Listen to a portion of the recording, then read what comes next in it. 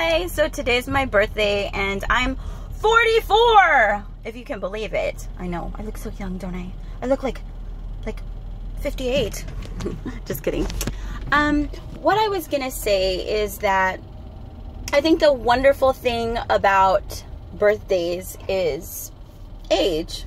I mean, not everybody's proud to say, you know, they're getting older, but not everybody has the privilege to get older. So I'm proud. I'm proud of 44. And I'm proud that every year I'm smarter, you know? Like, for instance, I'm going to turn this off right now because I'm driving. So I'm about to start driving. Be back. So as I was saying, I pulled over because I was passing by Lee, which is my old high school. And it really just made me think, and I thought to myself, you know, I need to just stop and say what I'm going to say because I feel like it's really important. I guess, you know, I feel like with age, you get wisdom, hopefully. I mean, some people don't. They stay stupid because it's their choice, not because something's wrong with them. But hopefully you learn, and since I'm 44, I know I can teach all you youngins a thing or two. And for all you that are older than 44, teach me, maestros, teach me. I trust you. Not all of you, but you know, I could tell who I can trust.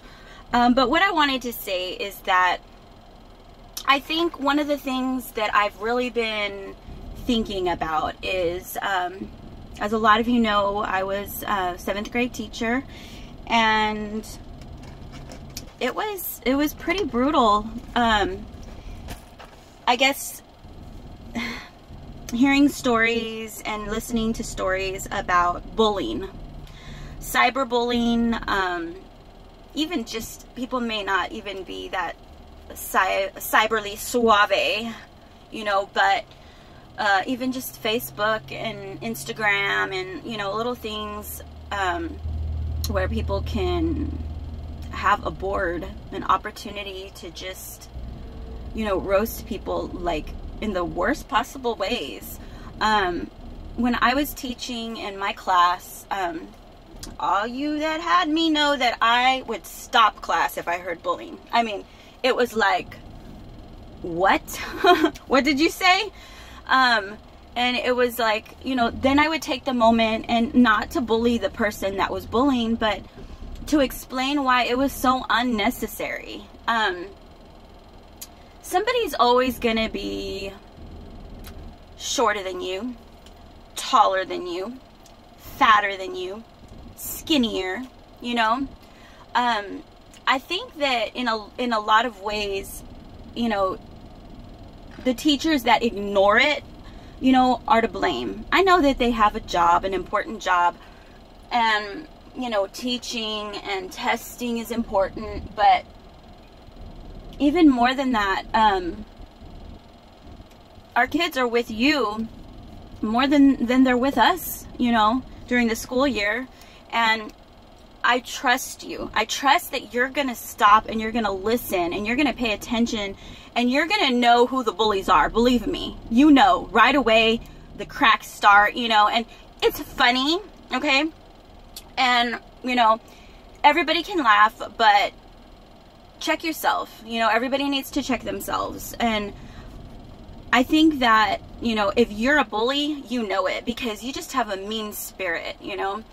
I think my bullying that I went through wasn't really that bad, but my thing was my hair. I have a lot of freaking hair. I mean, look at this hair. I'm like 40.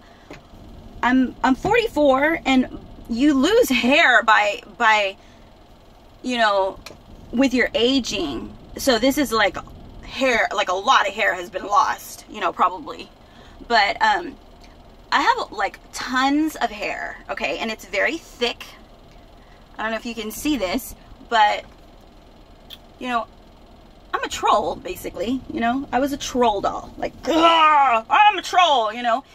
When you are like a youngin, you know, and I didn't have somebody to like, you know, like always like think about taming my hair, you know. So I would be like, oh my God, I need to like put this hair down. Oh my God, it's still crazy, you know. And I would just like, just try to tame it, you know. And I would be like, oh, crazy, crazy, crazy. Oh my God, it's like poofy everywhere, you know. And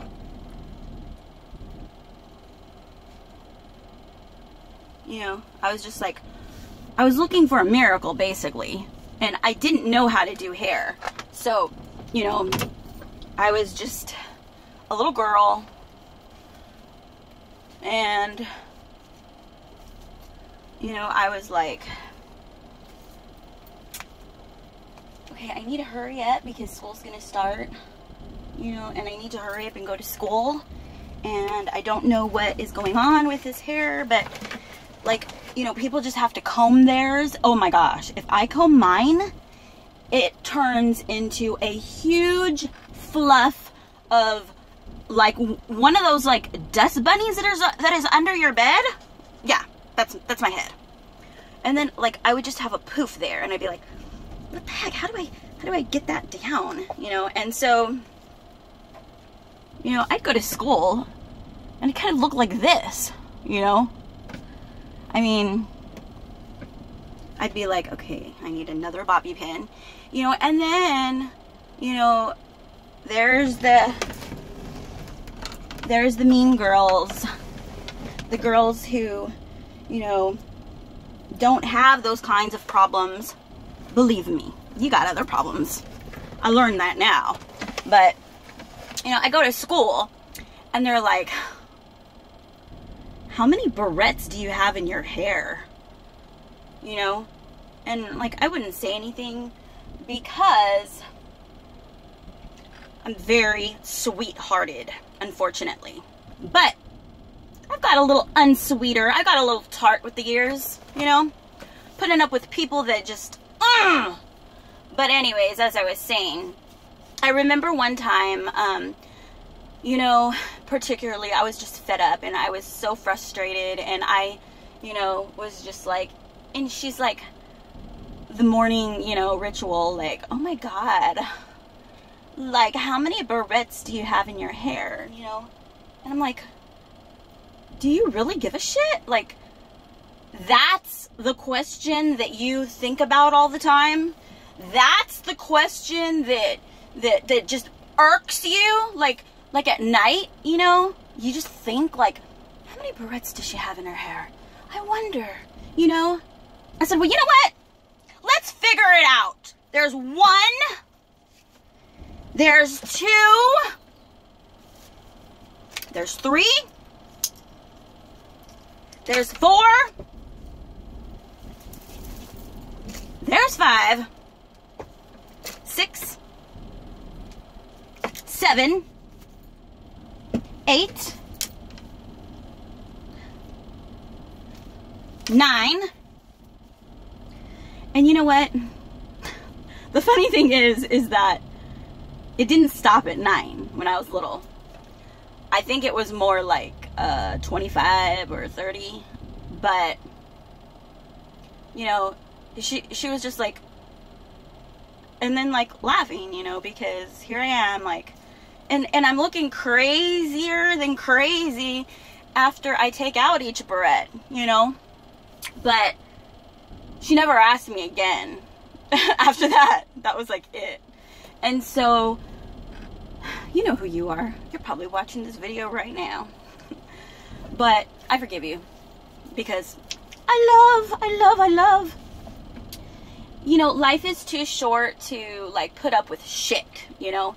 And I think that now that I'm 44, you know, shit doesn't really bother me like it did back then, but it can be pretty hurtful. And I know that one of my friends from high school, her son died. He committed suicide because of bullying. And to know that, and to know that somebody was that hurt, somebody hurt that bad, somebody out there made him feel that bad on the daily, you know, probably because they were feeling bad inside. If you hurt people, it's because you're hurting. And I try to forgive you out there, and you know who you are, because after middle school, I don't think I really, well, I did deal with a little bit of bullying in high school, but it wasn't really like bullying that bothered me, or it was more like funny, like stuff, you know, like I'll get over it, you know, unless I just got stronger after all the troll hair, you know, stuff. Mop head, that was another, you know, one of my names. But you know, I do have to say that my hair is actually one of the things that I get compliments on now, because I wake up, I haven't done anything to this hair. I'm serious. This is when I wake up, it looks like this. I haven't combed it, I haven't put anything through it. I wake up and it's just very thick, and I have one person that I trusted to do my hair. Her name's Shelly Larson. Shout out, Shelly. And I would actually get layers of hair shaved, removed. She would actually take layers out of my hair, but with a razor. So my hair would be, instead of having hair for like 3 or 4 people, I would try to have hair for 1 or 2.